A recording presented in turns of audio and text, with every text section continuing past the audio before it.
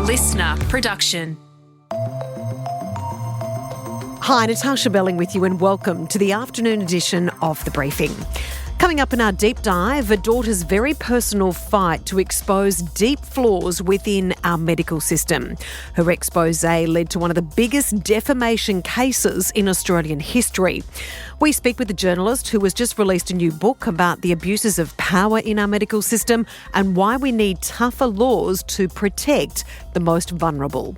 But first, let's check the afternoon headlines this Wednesday, the 28th of January. Embattled Nationals leader David Littleproud will face a leadership spill next week. Nationals backbencher Colin Boyce telling Sky News he would challenge Mr Littleproud for the top job when the party meets in Canberra on Monday. Mr Boyce claims the Nationals are committing political suicide after it split with the coalition over Labor's hate crime legislation. We do have to get this coalition back together again. It's a bit like trying to weld square pipe to round pipe, and that is why I'll announce to you right here today, you heard it first, I will be moving a spill motion on Monday afternoon in the National Party room to give my colleagues an option, because the reality is if they follow the course they're on now, we are going over the political cliff. Mr Littleproud has released a statement defending his leadership, saying that he, quote, always respected the party room's decisions and direction that includes the right to voice different opinions. But a number of National MPs have downplayed the latest leadership challenge, saying Mr Boyce does not have the numbers needed to oust Mr Littleproud. The chance of another interest rate cut has taken a major hit with the latest inflation data released. Australia's big four banks are now forecasting an interest rate hike next week after headline inflation surged to 3.8% at the end of last year, above market expectations. Increasing power prices, holiday accommodation costs and housing contributed to inflation running above the Reserve Bank's 2 to 3% target for 5 consecutive months. Federal Treasurer Jim Chalmers says the increase reflects stronger private sector activity, not government spending. And scientists have changed the time of the doomsday clock to the closest it's been to midnight since it was created almost 80 years ago. The clock, developed by the Bulletin of the atomic scientists at the beginning of the Cold War, is a metaphorical representation of how close humanity is to catastrophe. Here is Bulletin CEO Alexandra Bell. It is the determination of the Bulletin Science and Security Board that humanity has not made sufficient progress on the existential risks that endanger us all. We thus move the clock forward. The doomsday clock is a tool for communicating how close we are to destroying our world with technologies of our own making. The risks we face from nuclear weapons, climate change, and disruptive technologies are all growing. Every second counts, and we are running out of time. It is a hard truth, but this is our reality. Now it's time to get into our deep dive on an explosive new book about the serious flaws within our medical system. Journalist Charlotte Grieve joins us to discuss the book called A Duty to Warn, which details her challenging personal and professional journey to expose dangerous abuses of power and the important rights of patients to always be informed of the risks and challenges of any medical procedure and or surgery. Charlotte, thanks so much for joining us. You've done some extraordinary work in investigating exactly what is wrong with our healthcare system, specifically focusing on one particular surgeon. Tell us how you started to uncover these serious examples of neglect. Yeah, so this investigation came from a slightly different place than normal stories as a journalist. It came on my radar actually before I was even working as a professional journalist, through a conversation with my father, who is an amputee and consulted with Dr. Munjed Al Muderis in 2018. Now, he didn't go ahead with the surgery, but the content of that appointment, which I write about in the book, really alarmed me for several reasons. It was the pressure applied, the warnings applied, and the false promises made. So that experience kind of stuck with me And years later, when I joined the Ages investigations team, I thought I'd have a closer look. So in regards to all of your stories and your experience right now through the court system, through your investigations, is now part of your new book called A Duty to Warn. Now, the title of that book is instrumental to what you're trying to highlight, the fact that doctors, surgeons and healthcare professionals have a duty to warn their patients about the risks involved. That's right. So it's material risks to the patient. So any risk that might alter their decision making, the surgeon needs to warn the patient of those risks. And in this case, we found not only was he downplaying a number of the more serious risks, he simply wasn't warning patients of a whole spectrum of risks. So yes, there's a definite failure of the duty to warn here from the surgeon's perspective, but also across other industries, media and the law, which is what the book goes into. And Charlotte, in regards to why this doctor would not warn people about the risks involved, not only to do the right thing and his duty that he's bound by, but also to protect his reputation and business, what was the motivation for him to pressure people to get this surgery and not inform them properly of the risks and complications associated? Yeah, that's something I sort of pondered a lot and thought about a lot during the initial investigation, the trial, and again in writing the book. And it's really hard to know what drives someone ultimately. I think he really was an advocate for this surgery. So he really believed in the potential. And for a lot of his patients, it did go well. And so there was this kind of, I guess, perhaps unconscious exaggerating of the positives and undermining of the negatives that went on.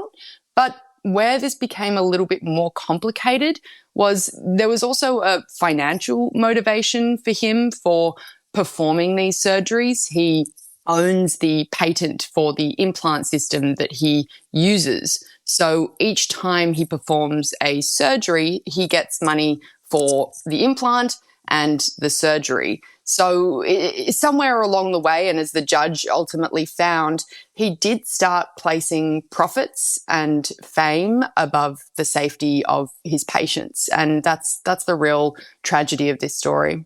Charlotte, we've seen many of these stories with many different specialists and doctors, not only in Australia but right across the world. In some cases, they save and change lives. They're seen as miracle workers. And then you hear of other stories where they've left their patients with horrific long-term consequences and that their families argue that they were never told about the risks. And we know that whenever you're undergoing any type of surgery, there are risks involved or complications expected.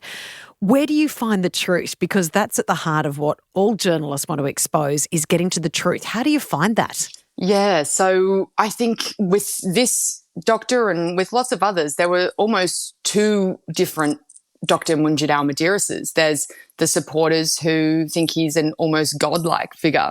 And then there's the patients for whom things did not go so well.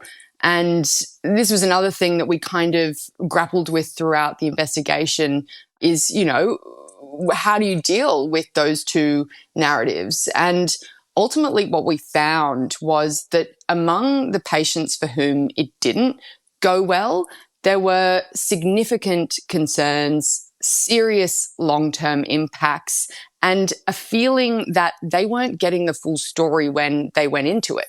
So it wasn't just a one-off bad experience. There was a significant cohort of pretty serious life-destroying impacts there. So we thought that was an important story to tell. And Charlotte, tell us about some of the many victims that you actually spoke to as part of your extensive investigation. There was Mark Urquhart. There was also Brennan Smith. There were many, many survivors and patients that had experienced horrific long-term consequences and outcomes. Tell us about their stories. Yeah, so the book is really a series of stories within stories, in a sense. It goes quite deeply into the courageous people who put their hand up to tell their stories despite the enormous pressure to stay silent, not only in the initial media investigation, but during the trial. It every hurdle, there was immense pressure for them to not tell their story. So, yeah, the book is really trying to, I guess, pay dues to those people. Mark Urquhart, you mentioned, he's a particularly extraordinary individual. He was a veteran. He had a tragic accident that saw him become an incomplete paraplegic. So he was confined to a wheelchair. He couldn't walk. But as a lot of people do, he always wanted to walk again. And Dr. Munjed Al Muderis was the person who said, I might be able to make that dream come true. So what he did was an extremely experimental, very high risk, very drastic surgical procedure, which involved amputating both of Mark's legs and inserting these osseointegration implants into his residual bone. Now, it did work for a short period of time, but then it went downhill very quickly and very steeply. Mark was left in unbelievable pain. He had maggots eating his limbs over a number of occasions. But the worst thing for Mark was not so much the complications, it was that his doctor wasn't listening to him and didn't fix his problems and really dismissed him time and time again. And that was a common experience through a lot of the patients I spoke with. Brendan Smith, who you mentioned before, similar, he was a veteran, similarly felt dismissed. And so that was one of those common patterns and common themes that came up a lot. Now, after your investigation, Charlotte, you were then sued in one of the biggest defamation cases Australia has ever seen by Dr. Al Muderis. How did that make you feel that you had gone to great lengths to expose this? You speak earlier about the bravery of these survivors talking about their horrific experiences and then to be sued for defamation. How did that make you feel? It was daunting, but ultimately unsurprising. We knew that he was very litigious. He had a track record of suing people who spoke out about him, suing his patients, his business partners, or threatening to sue his surgical colleagues. You know, anyone who dared criticize him, he was quick to send out the lawyers.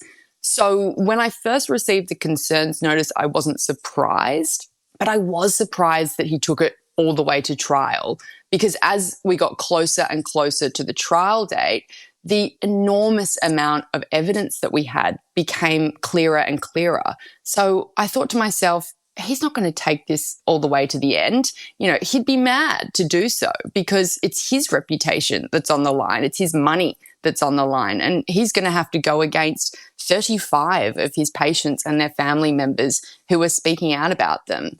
So, yeah, the further it went on, the more surprised I was that he was continuing with this lawsuit.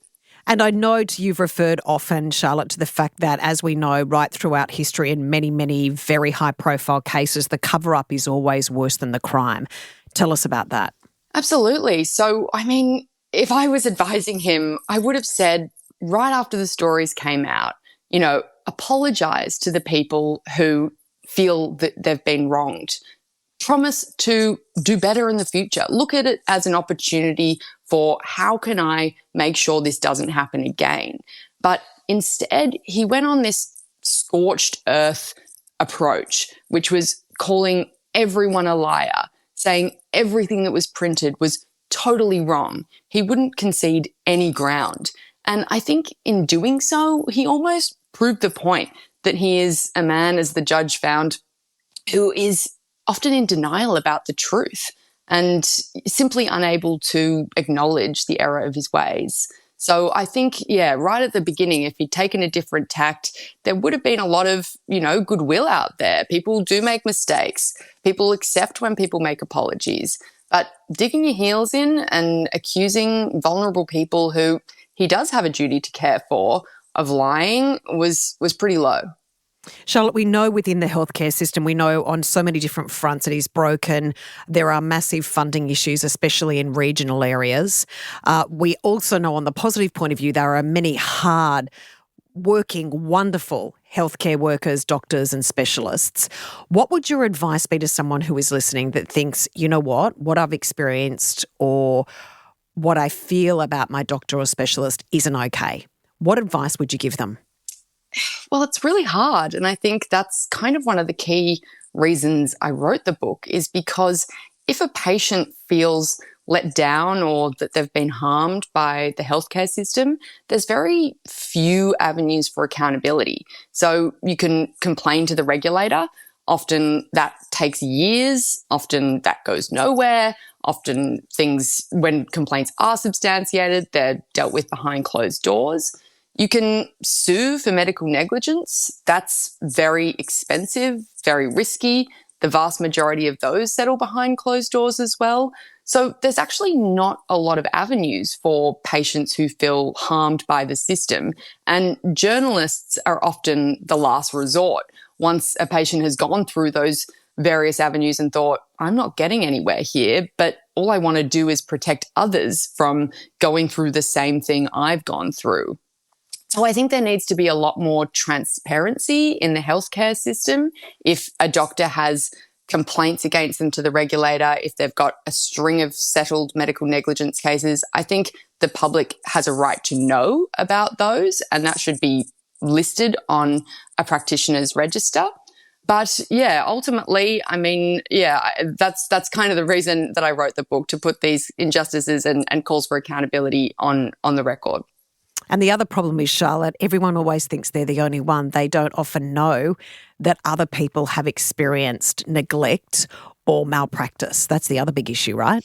Exactly. I mean, that was a real feature of this case and this investigation. A lot of the time, patients would come to me and say, look, thank you for doing this. The worst thing about dealing with Dr. Munjed Al Muderis is he told me it was my fault and that I was doing something wrong and put the blame back on me. So as soon as they heard that actually there's so many people out there with the exact same experience, that was really comforting and that meant a lot. Thank you so much for what you've done with this and shining a light on a really important issue and giving a voice to so many that have been wronged. We really appreciate your time. Thanks so much, Charlotte. Thank you. That was author of the new book, Duty to Warn, Charlotte Grieve. And an important note, Dr. Al Muderis denies any wrongdoing and has launched an appeal against the defamation finding. And that's it for this episode of the afternoon edition of The Briefing. We'll be back in your feed tomorrow morning with a deep dive on the price of free Chat GPT. And we'd love you to subscribe or follow us on Instagram at The Briefing Podcast. I'm Natarsha Belling. Thanks for your company.